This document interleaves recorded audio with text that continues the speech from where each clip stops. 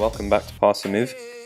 For today's episode in our tips and tricks guide, I suppose, but it's more of a tactical guide rather than tips and tricks. So what we'll be doing is we're covering our last team in Germany, with the GelsenKirchen being the side that are predicted to end fourth in the German First Division, or the Bundesliga, of course, as it is in real life. But yeah, as you can tell, like I always say in the beginning of my episodes, I haven't done anything yet. The whole point is to go through it step by step together, just as how I would if I was starting a career with this German team, of course. Just make it as natural as possible, not really anything planned, not any huge, planning and trial and error. It's really just my suggestions on how to set your team up. So one of the first things I do is actually see my coaching staff, and try and figure out whose opinion I can trust, and specifically judgment of ability and potential. So if I don't think some of the staff are good enough, of course I'll move them on and bring in better staff if the club have the finances for it. You seem to be okay with 82 million in the bank, and of course you are boosted with the Europa League action as well, so should have some decent money. In terms of your budget, you do have 7 million and a little bit in wages. I think you might want to be really careful how you spend it, but yeah, we'll have a look at the squad in just a second. So it looks like we can trust both my assistant manager and the head of youth development. Oliver, of course, has better judgment of potential, and Wolfgang has better judgment of ability. So it depends on what we'll, with who we need to trust, depending on the situation, of course, isn't it? Depending on the player, their potential, and their ability, which one we're trying to, judge, basically. So another thing I try and do is, of course, sort out the tactics. Without that, that's what we'll be doing. The default one is the 4-2-3-1 wide, which is pretty typical with most teams around the world. Assistant manager recommends the 4-2-3-1 wide as well.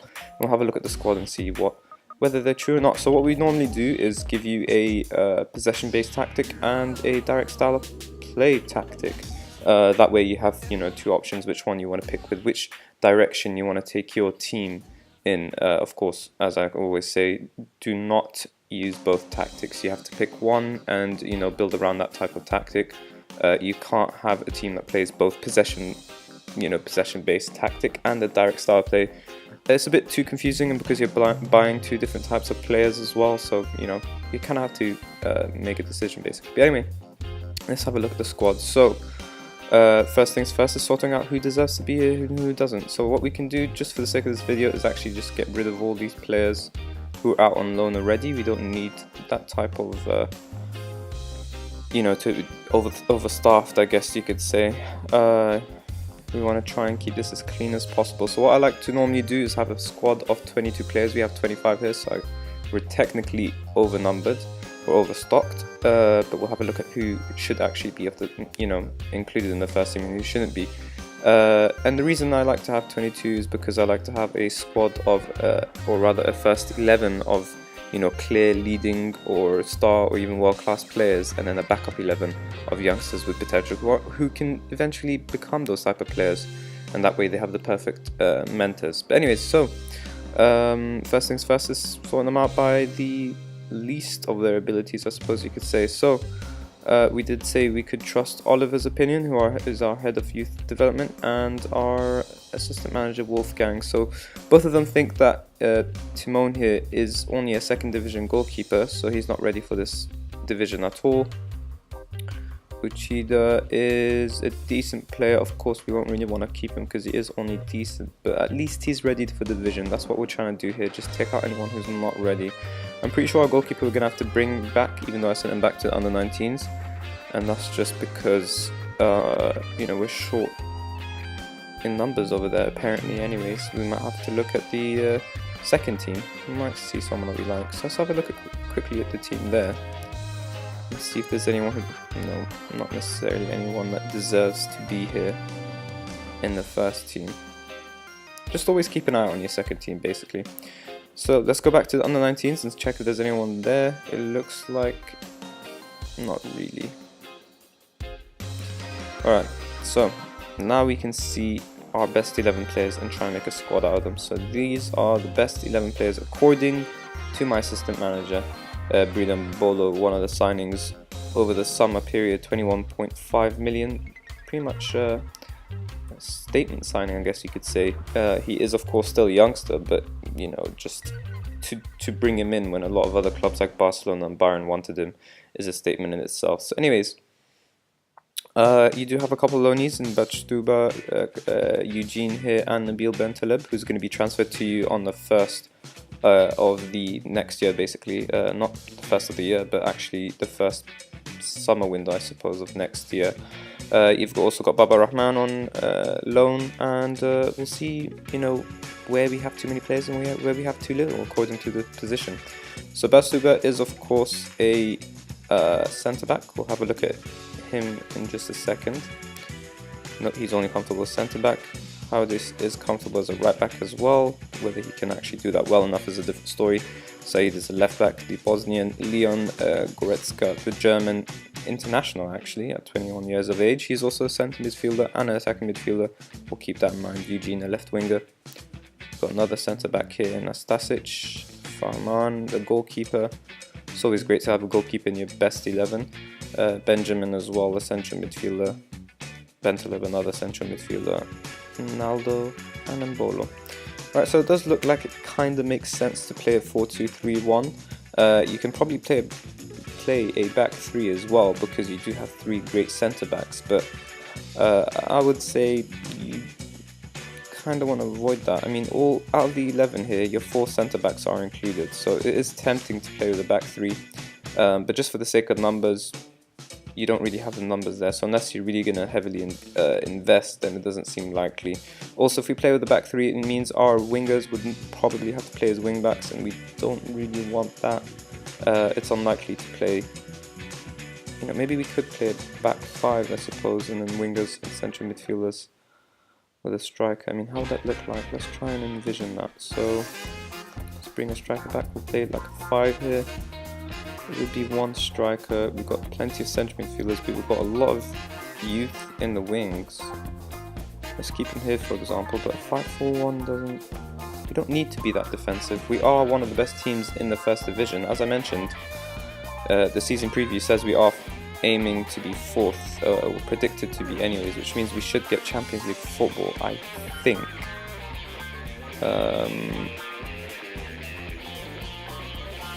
Yeah, we get into the playoff spot at least, so, you know, no need for that. I think the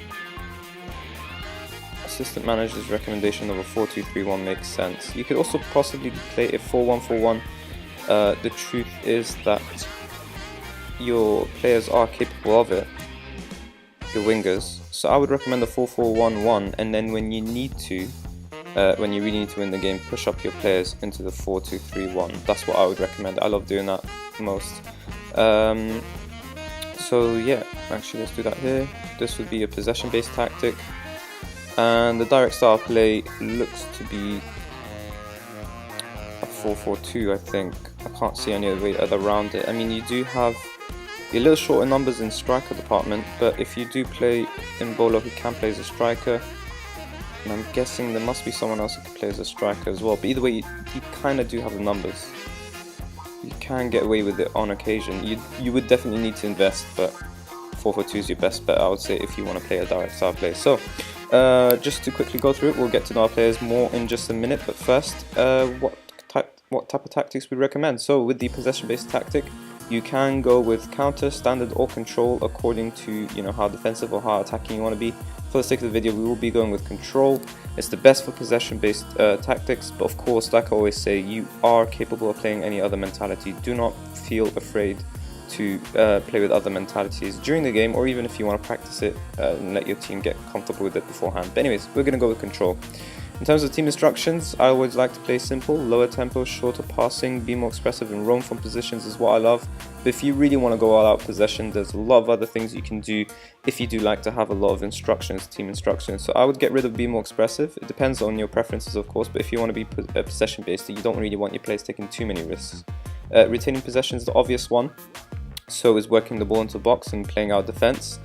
Closing down more to win the ball back, that way you have the ball more often. Playing a higher line is a decent shout as well.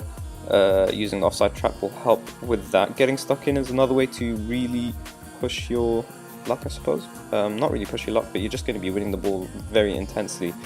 Tighter marking is another way of doing that, and you can also prevent your opposition goalkeeper from distributing short to his other players, his defenders. That way you can win the ball back even more. Playing narrow can help with keeping things ticking over in midfield or anywhere else, really. That way your team has a strong team shape, and you're still, your players are closer together and they can find each other easier, rather. But yeah, I mean, none of these are must-haves. You can also look for overlap. That way you're capable of breaking down an opposition team a little bit more than if you didn't have it, maybe. But again, any of these instructions you can use. You don't have to use all of them. You can use the ones that you prefer. But you can definitely play all of these instructions and still get away with it. You will have a lot of possession with this tactic. But like I always say in all my videos, you can definitely have just as much possession using my tactics, my team instructions, which is just as simple as this. It's all about preferences and how you like to see your team play. In terms of direct style of play, I always say counter and attacking are your best bets. But again, you can use all the types of different mentalities. If you like to play directly but also have some type of control over the game, you can play with control. It's just that counter and attacking work best. So we'll be going with attacking. And the team instructions are really pretty similar. I just do the opposite: higher tempo, more direct style of more direct passing rather, and be more expressive and roam from positions are still the ones I keep. It's just that simple. But again, if you need more, you can get rid of roam positions. Be more expressive, you can maybe keep a little bit more. Again, that's down to preferences. I like my direct when I do play with direct tactics, I do like my teams to be more expressive, because they do kind of have to make their own decisions when they're playing really high-tempoed, intense football. You can run at defense, pass into space, and hit early crosses. All decent shouts. If you want to go all out, you can shoot on sight, but you probably should save that for towards the end, of the game, the last 10 minutes or so. You can clear ball into flanks. I really like clear ball to flanks and running at defense. I feel like that works best with direct style play. But pass into space, hit early crosses can all really help, and you can help those instructions by playing a deeper line to draw opposition into you. You can even close down less to keep your team shape better. You can stay on your feet again just for the sake of team shape. And in terms of your width, balance pretty much does it for you, but if you want to go all out, you can go wider just to really unsettle your opposition even more. But again, just for the sake of the video, we're sticking with my instructions, the simple ones. Either ones will get you results. It's really more about making good decisions on your players, playing the players in the right positions, and of course the right roles as well. And a lot of this Football Manager 2017 really has to do with your team talks as well, how you motivate your players and whatnot. That's something that's really grown in the game over the past few years. But in terms of the roles and, well, we've already sorted out the positions really, but in terms of the role, we'll get on to know our players a little bit more, who to sell, who to keep, and that way we know who can play what role as well. So in terms of your goalkeepers, you've only got one in who's ready, who's Farman. He's only a good player for most division sides according to Tobias, but he's not the best judgment of ability. We'll go with our assistant Wolfgang, who thinks he's leading. So you're pretty much sorted in the goalkeeper department in terms of your first team player, but your backup is a little bit of a concern. You can trust that under 19 goalkeeper that they had earlier. He does have a lot of potential. Unfortunately, he's just not ready for the first division, so it doesn't really make sense to keep him in the first team. You might be better off bringing another youngster in with potential if it's cheap. If not, then just play, I guess, just have that backup goalkeeper and play him in cup games or whatever. But I would recommend bringing in a youngster with potential who's already ready for the division, and eventually when Farman moves on, you can play that youngster with this youngster, and that way they're really competing with each other. In terms of your right back spots, you've got too many apparently, your fullbacks to be honest. So you've got 3 right backs. All of them are only capable of right back, probably wing back as well, but yeah, you've definitely got too many numbers. You just need 3, and Uchida has issues with injuries and he's out for 5 to 6 months. So that's something to keep an eye out on. And Coke is also out for basically the whole season. I mean, at least Uchida will probably come through halfway through, but Coke is definitely out for the whole season, so it's possibly that will explain your numbers. But I would say you should be a bit concerned about that. You should probably try and bring in someone on loan. Sasha is only a decent player, so you want to try and get better than that in terms of ability. To be honest, you should be trying to sell him and bring in better fullbacks, but he is retiring anyway, so might as well keep him for the sake of experience. Just bring in someone on loan for the sake of the numbers, really. Both these injuries in the right back position are huge injuries. So in left back, it looks like your team's already made a decision. Dennis has been transfer listed, and for good reason. He's only a decent player, not good enough for a team that are trying to be in the Champions League. Baba Rahman will make a decent backup as a good player for most first division sides, and Saeed is another good player as well. And I think in his age, he should still kind of improve, and so should Rahman. Normally, I would recommend selling anyone with good ability if you're trying to be a top team, and bring in players who have leading ability or players with potential. But like I always say in my videos, with fullbacks, it's really tough to bring in top fullbacks because it costs a huge ton of money. You kind of have to wait for the regens to come in, and then you can get in top fullbacks. But right now in the world, not too many, unless you can actually afford to pay 80 million plus for Alaba. Anyways, for centre-backs, you're sorted in terms of numbers. So your whole defence, you've got the numbers there. Other than right-back, you've technically got the numbers, of course, but you do want to bring in a loanee.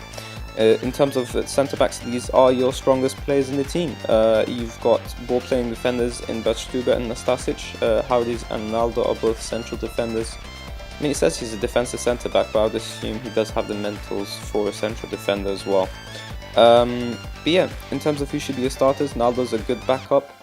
Howdies is a leading player, Batstuber's leading, and Nastasic is a good player with potential. So your first teamers should be Howdies and Batstuber. Nastasic and Naldo will be decent backups. I would recommend selling Naldo and bringing in a youngster with potential, but he's only worth 1.3 million, and you've also just signed him, so it's going to be a bit tough to sell him. If you could do it, then possible. If not, try and move him on next season and bring in another youngster with potential to form that partnership with Nastasic in the future. You've got two centre-backs in their prime though, 28 and 27 years of age. It's pretty much perfect, really. In midfield, it really depends on what formation you're playing. So the 4-2-3-1 or the 4-4-2, you do still need 4 central midfielders anyways. And it looks like you've got the numbers for it. But where you need to make a decision is really if you're playing the 4-4-2, you don't need attacking midfielders here. So either you play them in their wings, which they can kind of do. It's obviously not their best position, but they can do it. They are capable of it. But I would probably say try and retrain them as central midfielders. It's a bit of a better bet, and maybe move on some other players accordingly. Anyways, you could probably push Alessandro into a striker position who's not suitable or not trained for it at all. But in terms of attributes, he's got good finishing, acceleration, and whatnot. I think he would be a decent striker. It would just take ages to train him in that position. But yeah, if you're playing either one, you still need central midfielders. So Benjamin is a defensive midfielder who can play as central midfielder as well. He's only good, so he'd be just a backup. Bentaleb is very suited for the division. He looks like he should probably just about edge being a leading player. Leon is very suited as well. Looks like my staff haven't really settled on a judgment for them, but I would assume just because they're 3.5 stars that they should be leading according to the other players anyways. Jonas Geos is a decent backup as well, a youngster with potential who can become leading. So again, try and give him some game time, just as you would with, Benjamin is a decent backup, but maybe you can move him on. For example, for Meyer, if you are playing the 4-4-2, you can retrain him in the central midfield position. Looks like you're overstocked with deep line playmakers. We'll have to keep an eye on that when we try and make our tactics, basically. In terms of wings, you've got a lot of players here. You're overstocked, whether you're playing the 4-2-3-1 or the 4-4-2. You do have 5 players when you just need 4. It looks like you're overstocked in the right wing position more than the left wing. So you've got Maxime can play as a striker as well if you did want to play the 4-4-2, and Bolo as well. So there you got strikers made up basically, and Meyer and Alessandro can be wingers if need be. But yeah, Daniel, just a decent backup. I mean, he's a good player, but you don't really want to play good players as your first team players because you are trying to be a top team in Germany. Mbolo is a youngster with potential. Maxime, another decent backup. Guido, another decent backup. And Eugene leading. So it looks like you don't necessarily have, you're not crazy strong in your wings, but you do have potential to be really good. So left wing at least is sorted, and Maxime is a decent backup. You could sell him and bring in another youngster with potential. Right wing though is where you can have to make a decision because you got 3 of them and you don't need 3.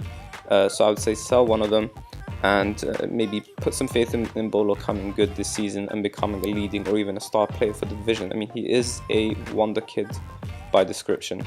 In terms of your attacking midfielders, you have two youngsters with potential both competing for the same spot, so you know, kind of a dream scenario, I suppose.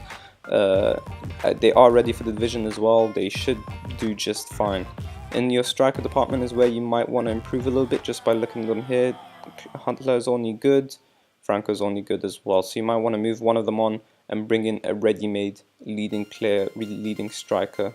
Huntler, of course, 33 years of age, he wouldn't sell for much, but he is on huge wages, which you can, you know, pretty much get rid of.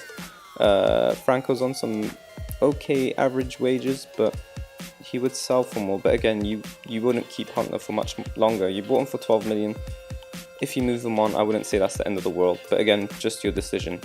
And yeah, I think there you go, we got to know our team a little better. I think it suits the 4-2-3-1 a little bit more naturally, I suppose. I think the way we're playing with fullbacks and whatnot, I mean with too many deep lying playmakers, it looks like we kind of have to play this way. I'll show you in just a second. So if you have a winger here on attack and a fullback on support to complement, winger on support on the other side and a fullback on attack here. You should play with a ball-playing defender because you have two of them, so we should make use of them. You don't want to play two at the same time, that's too many risks taken. Deep line playmaker on defense seems to be where everyone suits playing, but then you will need someone to play anything else. So box-to-box midfield would be a decent shout, but I'd say just because they're capable of being playmakers, roaming playmaker is like a box-to-box midfielder who plays with vision. So play the roaming playmaker and that would be okay. You're going to be playing with three playmakers basically. Advanced playmaker on attack, and we have to play a support role, so advanced forward might suit I think Huntler a little bit more, but we do need the support role, so we have to see if he can play anything else. The target man on support suits the direct style play, he would be perfect for it. He's not the greatest in that role, but he should do just okay. Complete forward on support seems to make most sense, even though he's lacking in some of the attributes. Even more reason to move him on. Franco, of course, also capable of playing as a complete forward on support, a little bit better in terms of attributes. And he is an Argentinian international in his peak as well. So I would say complete forward on support would be great. And there you go, that's how your team should look. We'll have a quick look at the central midfielders just to double check that they can play as roaming playmakers as well. And it looks like they won't struggle with that. Bentaleb probably more suited for it as well. Yep, he's got the physicals for it too. And who does that leave us with? Jonas? Yeah, I mean they could do the job.